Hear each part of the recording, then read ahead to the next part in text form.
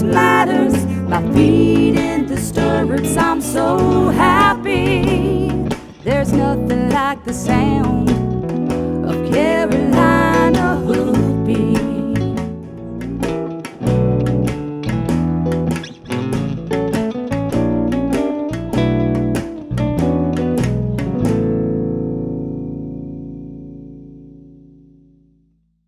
We're here at the Bar T Ranch today with Jim Thomas, and Jim Thomas did our judges training for the North Carolina Horse Council's Extreme Trail Challenge.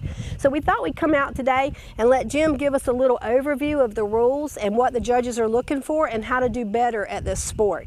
So Jim, you want to tell us a little bit about what we're going to learn today? I would be tickled to death. What we're going to talk about today, and this is more for the rider than it is the judge himself, but a lot of times we go to events and we're just kind of having that wonderment, what is the judge looking for? What's going to score me the points? And how am I going to successfully get through the day? A lot of times we do an obstacle and we watch someone else do the obstacle, and then it's a big confusion. Well, I thought I did it just like that other person did. But I'm kind of going to talk you through, and we'll use this water obstacle right here to start with, talk you through the steps and what the judge is looking for in approach, completing the obstacle, and departure. So there's all three places that the judge is looking at, okay? So first thing, what the judge would be looking, whatever designated gait that the horse is supposed to be in, whether it be a walk, trot, canter, or lope, as he approaches the obstacle, is the horse in that gait? And is it a relaxed gait? Is it on a loose rein? Is the horse running away? Horse out of control? Whatever the situation. And then as we approach the obstacle, does the horse come down at a nice even down slope to the obstacle? Is it a slide and stop? Is he running through the reins? All of that is about horsemanship. It's about communication between the horse and the rider. So as he approaches it, we normally want to identify the obstacle to the horse, so it kind of points the horse as to what the obstacle is. Now the judge is going to start looking at the resistance, and regardless of the horse, every horse is going to display a certain amount of resistance. Now some of it you may not even notice, but the judges are looking for it. The head's going to go up, the ears are going to go forward, the ears are going to get big, or the horse is going to start looking for an exit, either left or right, to avoid it. Here the judge now is looking at communication from the rider back to the horse in keeping the horse on track and where they're headed. So as he approaches it, the horse now is given the opportunity, hopefully, to investigate the obstacle. Is the rider taking that opportunity away from him, holding the head up, pushing with too much energy for the horse to create resistance? Or are they in tune with the horse and giving the horse an opportunity to investigate and check things out to make sure it's safe? No matter how many obstacles we do over and over and over, the horse is always going to have a little bit of concern about that obstacle. It's natural. It's the safety of the horse himself. And then as the horse completes or goes through the obstacle, is he still maintaining confidence, the rider, to the horse? Is there some control issues? Is it taking an exorbitant amount of pressure to get the horse to try? And that's all we're working for on the horse. It's not how fast we do it, but how consistent and smooth we do it with the willingness of the horse. Most any horse, you can push them through about any obstacle if you use enough energy. But that's not to say that it was success even though you've gotten through it. And then once they've gotten through the obstacle, how do they depart? Is he running away from it like it's trying to eat him from behind? Or is he immediately picking up whatever stride and now has his focus on the next obstacle? All right. So shall we try one? Sure, we'll try this one right here, Rose. So I'll kind of, as Rose starts approaching this obstacle, and she's on a strange horse, as she starts approaching the obstacle, I'll kind of give you an idea of what we're looking for. So she's going to approach this obstacle at a walk, and in this particular one, the goal is that she has to stop with the feet in the obstacle. So she wants to offer a stop, give the horse a chance, and that's okay. All that is the horse investigating. Okay. You're never going to judge or never count down because a horse is investigating an obstacle. So once he gets to it, she's showing us that the horse is relaxed, and now she'll ask him to walk on through it. Let's go. Good boy. So if you'll notice, there was just a little bit of head down on the horse as he approached it, and all he's doing was trying to put his eyesight where he could see the obstacle a little bit better. The horse didn't have a whole lot of denial in it. He was pretty comfortable. He's done that obstacle many times, so he was pretty comfortable with it. Rose was a little unsure as a rider when he got on the obstacle whether to stop the horse or let the horse go on. It was a little communication barrier between the horse and the rider. I've never done an obstacle. And you know, those are the things that the judge is looking for, is, you know, certainty. And we can't expect our horse to be on the nines unless we're on the nines. And that's what's going to make us successful at it. But she came in, she stopped. Once the horse stopped and relaxed, everything was good. And normally, if it's an obstacle that you have to stop on, the judge is going to ask that you stand there on a loose rein for 2 or 3 seconds and that the horse isn't jigging around. Then they'll release the horse and the horse should walk off. Now, in his case, he stepped on, he kind of drug his back feet across it. It didn't scare him. It was just another walk in the park for him, and he exited. So if I would have scored that obstacle, I would have probably scored it between a 7.5 or an 8 on the horse and probably a 5 on Rose. So that'd give us about a 6. And you know, it's still, you're scoring both horse and rider. Sometimes the rider can make the horse look good, and in this case, the horse can make the rider look good. For sure.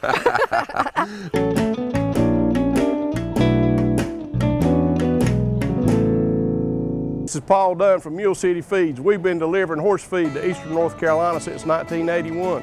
And not only have we been delivering it, we've been leading the industry so far as compliance with state North Carolina and giving the best quality product possible. We test everything that comes in from the local farmers. We do quality assurance and we deliver the product. Give us a chance. Your neighbors giving us a chance. We'd like to have your business here at Mule City Feeds. Also, when you deal with the big feed companies, you might have to wait 4 or 5 days just to get the feed. Give us a call and you'll be shocked we'll deliver in an hour.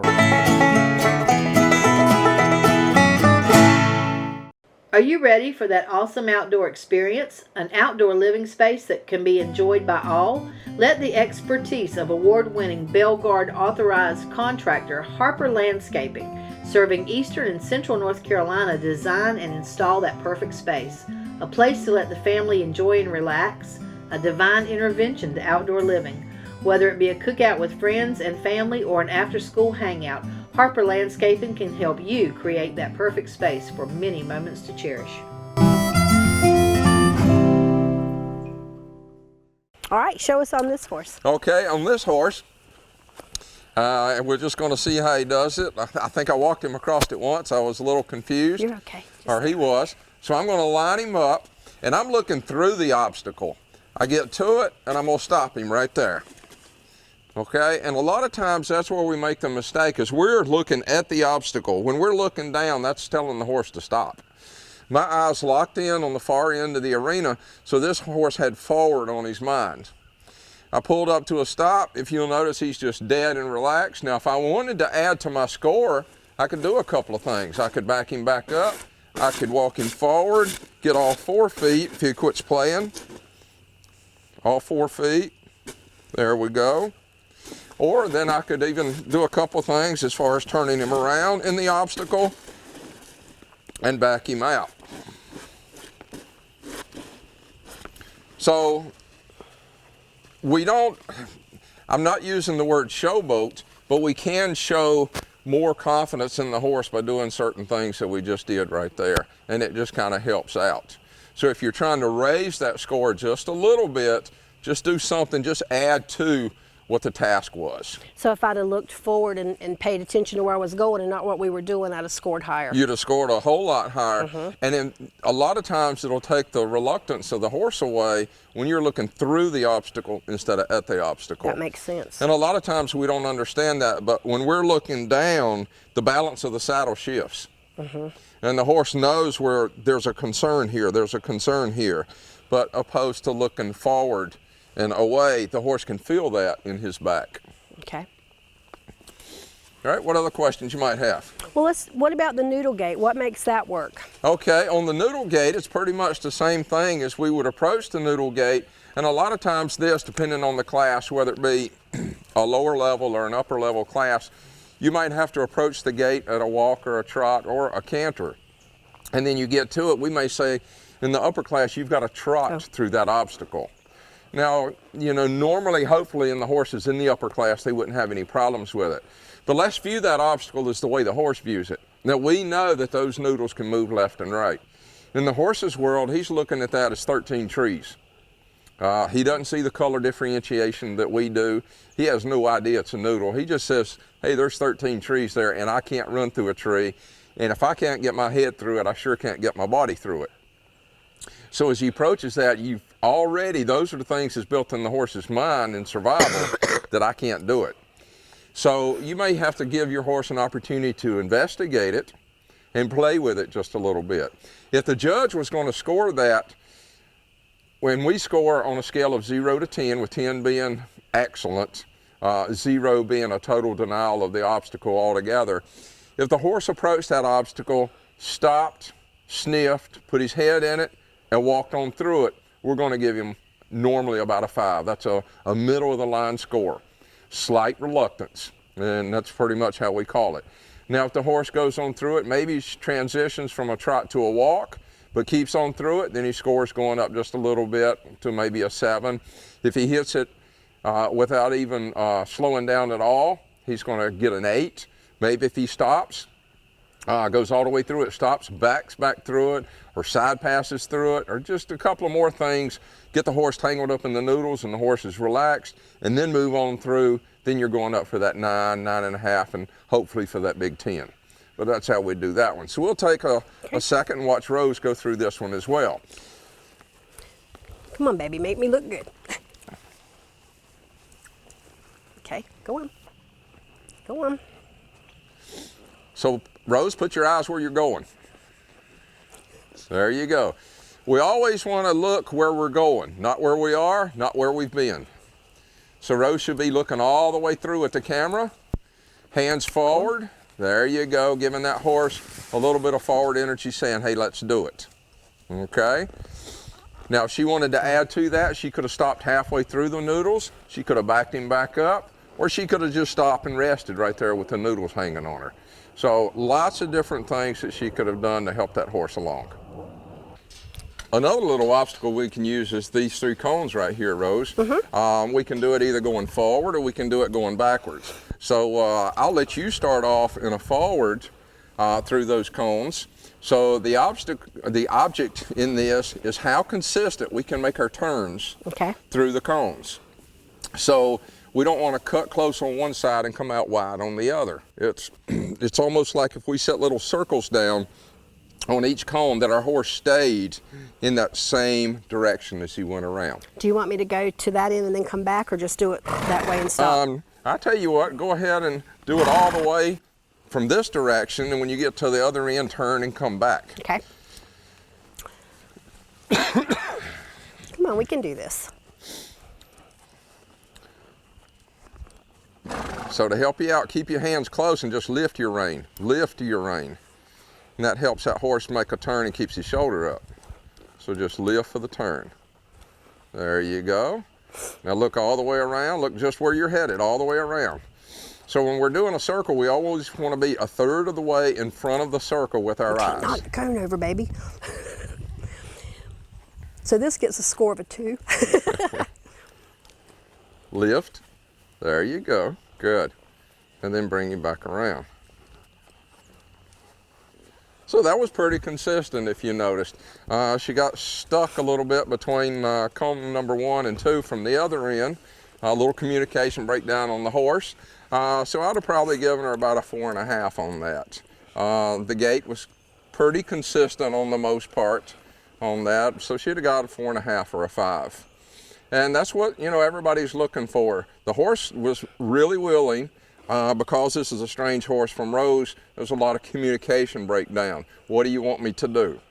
So it's not necessarily what we think. Are we sending our thoughts through the reins to the horse? Are we just sending our thoughts to our hands, and that's where it kind of stops? Yeah. All right? Definitely. So I might take this horse and we would elevate it just a little bit, say, and I have to, because I'm a trainer, I have to ride in a pro class. So the difficulty's really going to come up. Now, I don't know about this horse's ability. I hadn't had him very long, but we're going to see in the pro class, we would say, okay, you've got to come up here, You've got to stop. Okay. You've got to bring the hip all the way around. And we've got to back this horse through the obstacle, bringing the hip. Come on, come on. There we go. And he sees the cone in the back, and he's afraid he's going to run over it. So there's a little bit of reluctance. Whoops. There. So he's having a difficult time walking and backing at the same time. So as difficult as this obstacle is for him, he really wouldn't score that high on it. There. He has a hard time back and moving his hind feet. He just wants to bring his shoulders around. We're going to keep working with him. Here we go. We keep asking for that hip. There. Keep asking for that hip. Here we go. Come on around. Whoop. There. Once we get his feet unstuck, he goes ahead and backs on. There. We'll bring his shoulders through. There. We've just had this horse here. This is like the second or third ride on this little horse, so he's doing a good job. So that's kind of how we would do the cones. He would have probably scored on the difficulty level 3.5 or 4 on that. So, you know, it's really difficult. That was a difficult obstacle, but he gave me a lot of resistance. The communication that I was sending to him, still cloudy. Again, a lot of it's my part, my fault. And it's just getting to know the horse more and more. Absolutely. I mean, the bottom line is time in the saddle and communication and just working them on all kinds of obstacles so you know how to tell them what to do. That's exactly right. That's exactly right. Another thing we'll hear a lot, Rose, is because we do make the scorecards available so people can see, you'll never have 2 judges that score the same obstacle the same way. Right. Some people's 5 is another person's 6. But all that we ask for in each individual judge is consistency in the way that you judge each person. Right. So, you know, when you do have a chance to look at your scorecard and you see the inconsistencies, it's the views of that particular judge. Never compare 2 judges to each other. Right, right. And the best way to score higher is practice, practice, practice. Practice, practice, practice, and be creative. What can I do to make that obstacle a little more difficult? Right.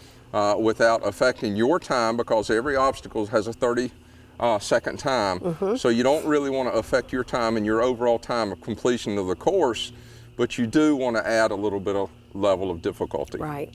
And if you're going to add a level of difficulty, do it at home when you're practicing and not when you're at the competition, because if you add it and you don't succeed, then your score goes way down. And that's what we see a lot of times, Rose, is folks are going to try to turn it up at the competition, and then they just kind of blow it and they wind up with a lower score than what they would have if they'd have just taken the horse through it normally. Right. Because we, you know, all of us, including myself, we get a little bit of that restriction around the neck when we get out on the course and we say, well, I can do this or I can do that. And it's something new and the horse has never done it. And what is that you say all the time about slow is fast? Oh, this is a good expression that was taught to me by my son. And the best thing in the world, and I use this with anybody I work with, when you're doing obstacles, slow is smooth and smooth is fast. And if we'll think about that when we communicate and work with our horse, just like in anything that we do in life, if we'll just slow down just a little bit, take our time and get through it, you'll be surprised how fast you complete it. Absolutely, because you know, if you can do the thing the judge asks you to do and do it really smooth and really well, then you're going to get a great score. So don't add that level of difficulty until you've practiced it at home and you've really mastered it, so when you get there you're showing them what you can do and you're not practicing and trying to learn. Good. Okay? All right.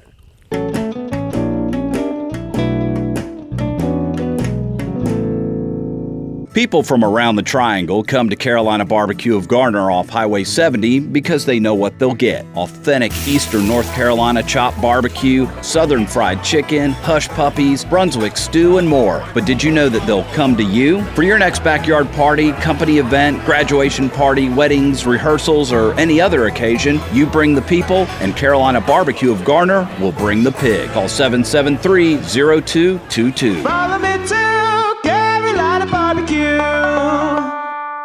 If you're interested in a career working with horses, then Martin Community College is the place for you. MCC's Equine Technology program is the only one offered among North Carolina's 58 community colleges. The program is management-oriented with classes in breeding, nutrition, training, riding, equine health, and more. Graduates can leave MCC prepared to work in recreational and racing barns, breed to discipline-oriented farms, or assistant farm management. For more information, contact Martin Community College today.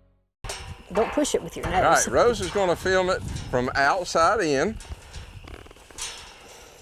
Easy. Now she needs to ask her horse to move forward and around, but she doesn't want to lose control of the gate.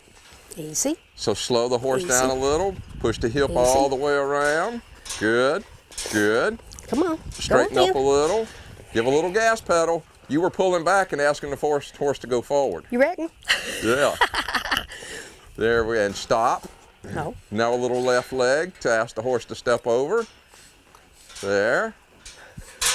And complete. There. Good job on the gate, Rose. Thank you. Okay, and what she just did there would have been about a 5.5. So she lost the gate, control of the gate just for a second. Her hand come off and it came back on it. But her and the horse were communicating pretty well going through it. You're generous, thank you. All right, one other thing that we've got this year is the in-hand class, Rose. Yeah, I'm excited about that. Something we've never done. And just to throw a couple of pointers out there, what we're looking for is willingness from the horse in the in-hand. We're going to have the same type of obstacles that they would have to do under saddle, but the horse is being led around. So this gives an opportunity for the folks that have the weanlings and the yearlings, the long yearlings, that they can come out and they compete. The folks that have never done obstacles before, that though they have a rideable horse, they're like, well, I'm not ready to try it under saddle, but let's expose the horse to the noodles from in hand. So a couple of things that we want to be, we're concerned about for the judge's perspective is that you lead the horse and the horse doesn't lead you. Now, we don't really matter if the horse is beside you or behind you as long as he stays there consistently. Now, if one moment my horse is behind me and then next time he's right beside me, the next time he's up in front of me, there's not a lot of communication between you and the horse and where he should be.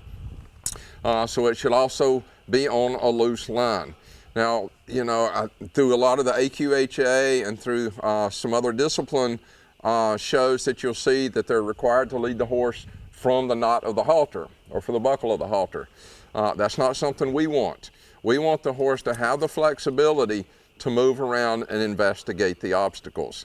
Now there'll be some of them where you have to trot the obstacle with the horse, some you just have to walk. It may be a lunging exercise in there. It may be a backing up exercise from the lead rope. It may be a backing up from the pressure on the halter. You may have to yield the forehand, yield the hindquarters, back the horse through a serpentine, just like we did with the cones over here. All kinds of things that you can imagine under saddle, we're going to do it in hand as well. So we're really excited about that point this year. Absolutely, and when you do a horse in the in-hand classes, you're not allowed to ride that horse through the obstacle challenge because that wouldn't be fair to everybody else. So you have to declare whether you're going to do this horse all year in hand or you're going to do him in saddle. Okay, good. And a great opportunity for folks with minis out there. You know, if you're looking for something else to do with your mini, this in-hand obstacle course will be great fun for you. Sure. Well, Rose, we're really excited about the upcoming season we've got coming this year. We've got how many events scheduled? We've got 8 scheduled, and all the information for the trail challenges is on the Horse Council website, which is nchhorsecouncil.com. All of the rules are there, and if you have any questions or any concerns, just Facebook us or email us, and we'll be glad to try to help you with them. Sure can. Look forward to seeing you guys on the trail. Absolutely. Thank you. And thank you to our sponsors for this event. Double L Saddle Shop has donated a Tucker saddle and a 5-star pad. Danny Dean's and Rolling Acres Tack Shop donated a double T saddle. And then we had some a hay bag and halter and different things that were from David Collins, DC Western. So you guys, that'll be our year-end points, and you add your points up all during the year, and good luck to everybody out there, and I think you're going to enjoy this year. My name is Scout Brookins, and I am the owner of Brookins Construction and MD Barn Master of the Carolinas. At MD Barn Master, we have the best warranty in the business. We have a variety of designs to choose from. Our barns are easily customizable to meet your needs. We have financing available to those who qualify. Our barns are fire resistant and they hold their value with little maintenance. Let us build your dream barn for you today.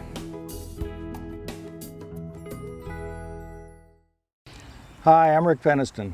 I train my horse Jake to trust me and be brave in order to face the obstacle challenges and win in extreme cowboy races.